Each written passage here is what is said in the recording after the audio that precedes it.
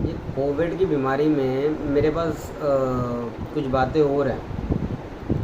इसके लिए मैंने ये दूसरी वीडियो बनाई है कि जो ये नकली सैनिटाइज़र बना रहे हैं, नकली केमिकल्स बना रहे हैं, ये स्पेशली उन लोगों के लिए। बड़े भाइयों, प्लीज़ हाथ जोड़ के विनती है आपसे, ये देश बचाने के लिए मुहिम चली है कि आप सैनिटाइज़र यूज़ करें, पैसे कमाने के लिए नहीं। हाथ जोड़ के विनती उन सभी भाइयों से है जो नकली सैनिटाइज़र या नकली केमिकल बना रहे हैं। मेरे भाइयों, अगर पब्लिक रही या इंसान रहा धरती पे तो आप उनको ही सामान बेच पाएंगे। अगर नकली चीज़ें यूज़ कर कर के लोग भगवान को प्यारे हो गए तो आप किसी को सामान नहीं बेच पाएंगे। एक दिन वो आपको खुद भी यूज़ करना पड़ेगा।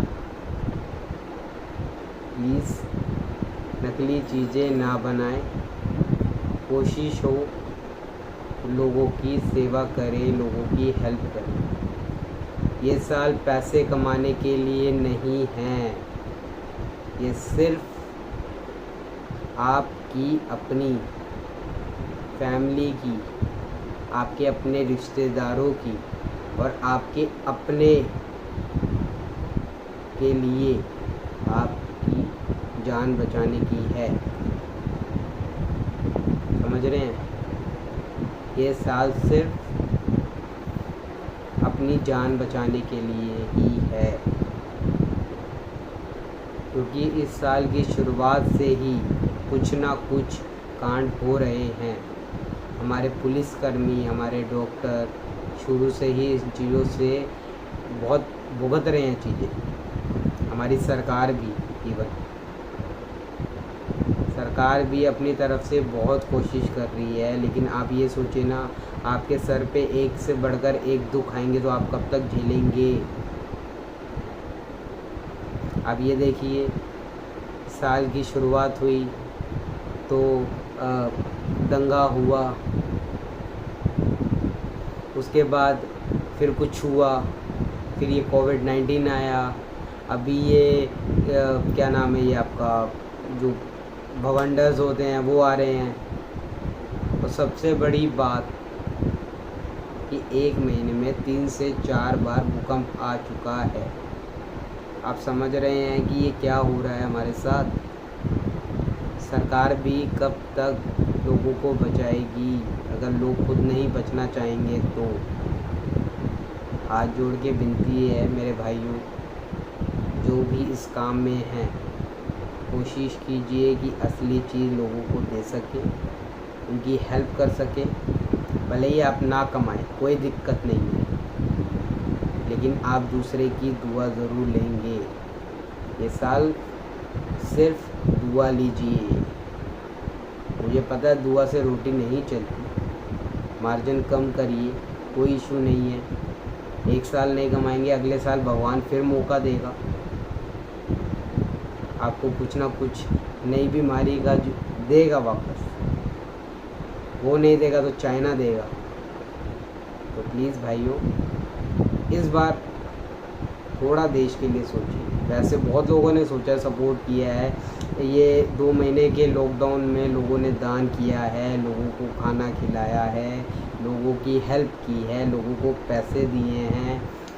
आंखों देखी चीज़ें बहुत हुई हैं, बहुत लोगों ने हेल्प की है, ऐसा नहीं कहूँगा। अच्छे लोगों ने भी की है और जो बुरे हैं वो उन्होंने भी की है। सब मिलकर चले हैं।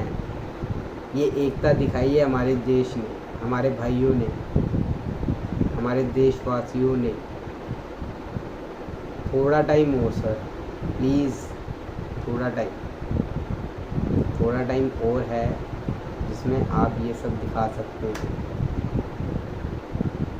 जब तक इसकी वैक्सीन नहीं बनती, कोशिश कीजिए मार्केट में कोई भी नकली चीज़ ना आए, ना किसी के हाथ लगे, ताकि उसकी तबीयत ख़राब हो। आज पता नहीं है ना, आज उस बंदे की तबीयत ख़राब हुई है, उसका वायरस आपके घर में भी आ सकता है। क्योंकि ये कहते हैं ना, वर्ल्ड इज़ राउंड। कोई बड़ी बात नहीं है भाई, वो आपके घर में भी आ सकती है। तो कोशिश कीजिए कि आप भी बचे रहें और वो भी बचे रहें। क्योंकि ये ऐसी कहावत है कि हम दूसरों के लिए कुआं खोदते हैं तो खुद ही गिरते हैं। तो ना आप कुआं खोदिए, ना आप गिरेंगे। तो किसी के लिए भी, चाहे वो आपका दुश्मन ही क्यों, कभी किसी के लिए भी इस साल या जीवन में कभी भी दूसरे के लिए बुरा मत सोचिए। क्योंकि हम दूसरों का बुरा सोचते हैं तो हमारा ही बुरा होता है। ये मैं वीडियो इसलिए नहीं बना रहा हूँ कि मेरे को लोगों से दुआ चाहिए या मैं बहुत बड़ा प्रवचन देना चाह रहा हूँ, नहीं। मैं एक सिंपल सोबर सी बात कहना चाह रहा हूँ। मेरे को पता है ये समझ सबको है, पर प्रैक्टिकली कोई नहीं करता। आप लोग कर सकते हैं। आप ये सोचिए ना यार, एहसान कर रहा हूँ मैं उसको, आप एहसान समझ के कर दीजिए। हम भिखारी को भीख देते हैं ना, क्या सोचते हैं यार गरीब आदमी है, दे दो। ये सोचिए आप अमीर हैं, आप सबको दान दे रहे। अगर आप ये सोच लेंगे तो सब आपसे नीचे रहेंगे, आपको किसी को देते हुए कुछ फील भी नहीं होगा। ये तो हम अपने से ऊपर को किसी को देते हैं ना, या अपने बराबर वालों को देते हैं, हम सोचते हैं अबे यार इस पे तो है, फिर हमने क्यों दे दिया। लेकिन आपकी मेंटालिटी ये रहेगी यार ये मेरे से गरीब है, और आप उसको देंगे तो आपको लगेगा यार दान ही तो दिया है, अच्छा है। समझ रहे हैं? तो भाई नकली चीज़ें प्लीज़ बंद कीजिए। जितनी ओरिजिनल चीज़ें मार्केट में दीजिए, भले ही सस्ता, अगर उसमें प्रॉफिट कम हो रहा है। अगर आप 50% मार्जिन रख रहे हैं तो 10% रख लीजिए।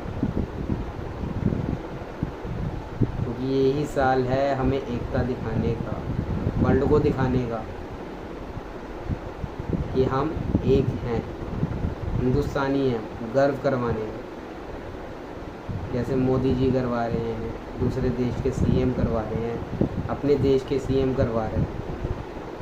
सब अच्छे हैं, किसी को बुरा मत समझिए, सब अच्छे हैं। क्योंकि हम जैसा सोचते हैं वैसा ही होता है।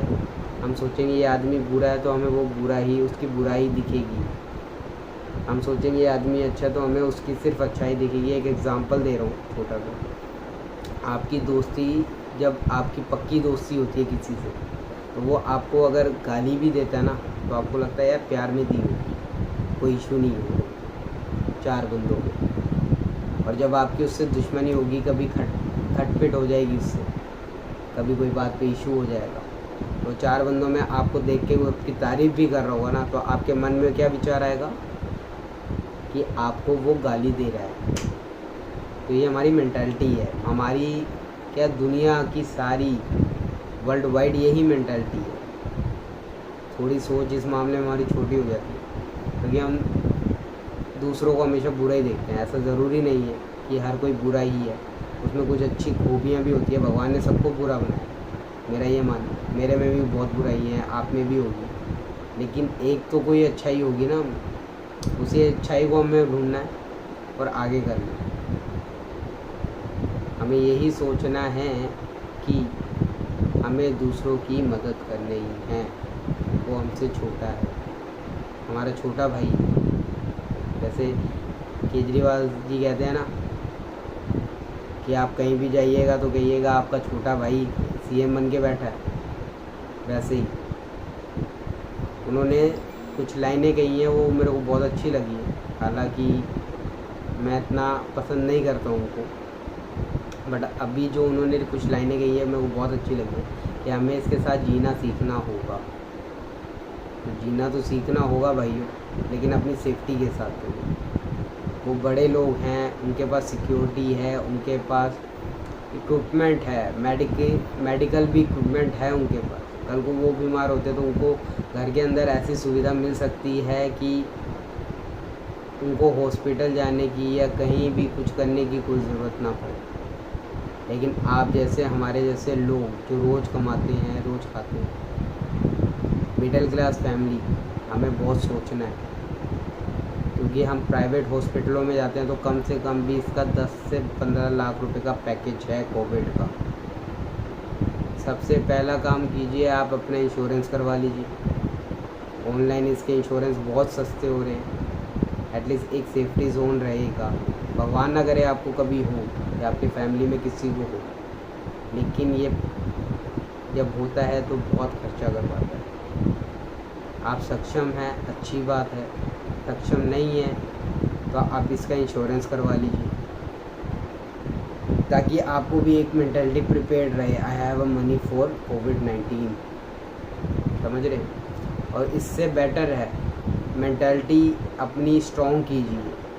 भूल जाइए कोई कोविड बीमारी चल रही है। व्यायाम कीजिए, रोज़ सुबह एक्सरसाइज कीजिए, जिम वाली नहीं,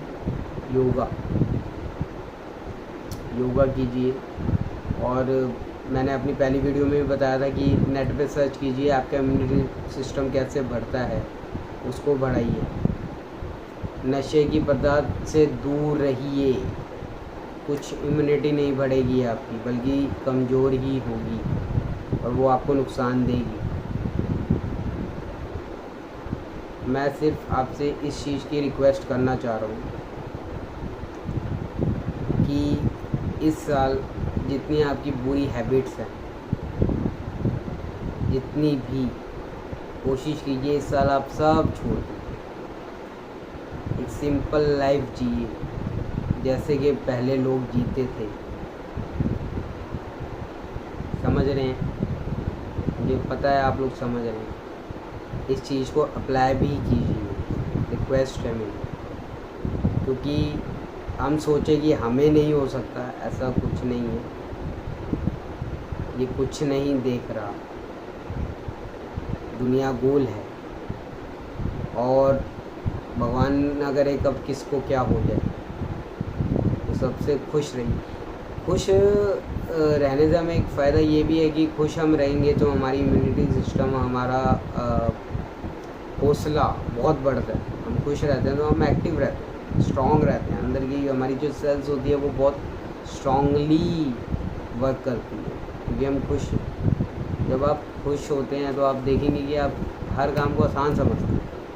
और आप गुस्से में होते हैं तो एक तो आप जो काम करने जा रहे हैं वो ख़राब होता है, और दूसरा आपकी पावर स्ट्रॉन्ग नहीं होती, आप बहुत जल्दी हार मान लेते हैं। खुशी में हम लोग हार नहीं मानते। तो खुश रहिए, अपनी फैमिली को खुश रखिए, जितना हो घर में मजाक कीजिए, हंसी मजाक का माहौल रखिए, ताकि सब खुश रहेंगे तो आपकी पावर, एक पॉजिटिव एनर्जी बढ़ी रहेगी घर में।